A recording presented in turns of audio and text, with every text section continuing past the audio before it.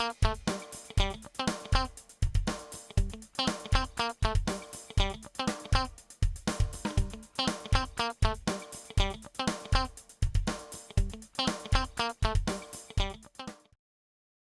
what's up? Welcome to the 16th episode of MRTV Weekly. I'm your host, Mitchell Rosenblum. In movies this week, Justice League, which was originally supposed to come out in 2015, will now be coming out in 2021.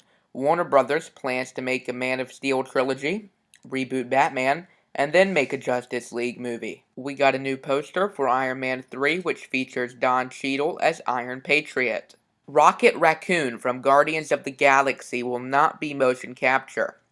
Victoria Alonso, Marvel's EVP of Visual Effects, said you can't do any motion capture with a raccoon.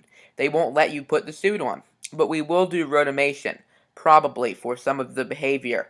Rocket will have his own personality, of course, and clearly we can't do mocap on a tree, per se, but we definitely will have performers to emulate what James Gunn will lead to be the behavior and the performance.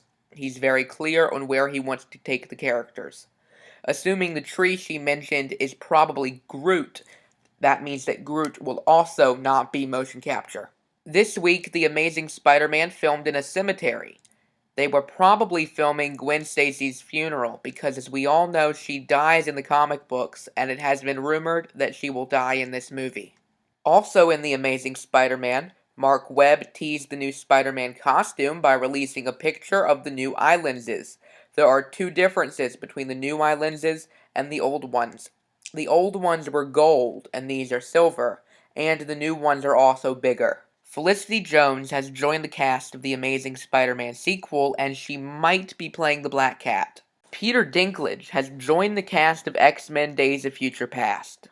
Also in X-Men, Halle Berry might not be returning as Storm for X-Men Days of Future Past.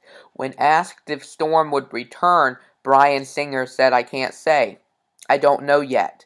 And it's not necessarily a deal-making aspect at all. I want to make sure it'll make sense." We have more X-Men news. Alan Cumming might return as Nightcrawler for X-Men Days of Future Past.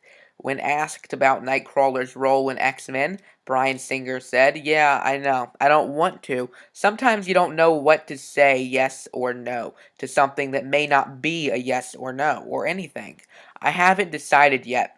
A few things. I'm still, there are certain aspects of the script that I'm still toying with." A new report from Latino Review says Harrison Ford will be reprising his role as Han Solo. Keep in mind this is not an official confirmation from Disney, but Latino Review is usually right. Therefore, we will probably see Harrison Ford as Han Solo in future episodes of Star Wars. Lastly, we got a behind-the-scenes featurette for Oz the Great and Powerful. In television this week, we got my favorite news of the week. We learned that all 7 previous Doctors might return for Doctor Who 50th anniversary. This week, Stephen Moffat said getting the other Doctors involved would be very fitting for the birthday episode. Matt Smith said, "How amazing would it be to see Tom Baker? Can you imagine seeing him back in the scarf?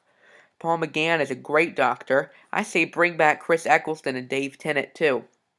We know that Tom Baker, Peter Davison, Colin Farrell, Sylvester McCoy, Paul McGann, Christopher Eccleston, and David Tennant have all been approached about the episode. The first 3 actors to play the Doctor, William Hartnell, Patrick Troughton, and John Pertwee, have died, but could be included using a combination of old footage and technology. Martin Freeman talked about The Hobbit and Sherlock. When he talked about The Hobbit, he said, "It's a film we've not yet finished." People sort of say, "How was The Hobbit?" And I'm like, I'm still doing it. It's going to be part of our lives for a long time. When he talked about Sherlock, he said that they will start filming Series 3 next month. Supernatural has been renewed for Season 9. Arrow has been renewed for Season 2. Also in Arrow, we got a trailer for the rest of the episodes of Season 1. Lastly, in Arrow, we got a behind-the-scenes featurette. In video games this week, we got a confirmation that a new Batman Arkham game will come out later this year. Also, we got a behind-the-scenes featurette for Star Trek the video game. In comic books this week, I read Batman number 17, Batman and Robin number 17, and Batgirl number 17.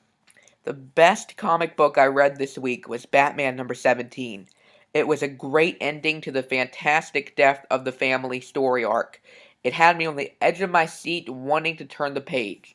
Death of the Family will go down in history as one of the best Joker story arcs. Next week, I recommend you read Justice League of America number 1, Nightwing number 17, Red Hood and the Outlaws number 17, Batman Beyond Unlimited number 13, Captain America number 3, Avengers number 6, The Superior Spider-Man number 4, and The Savage Wolverine number 2.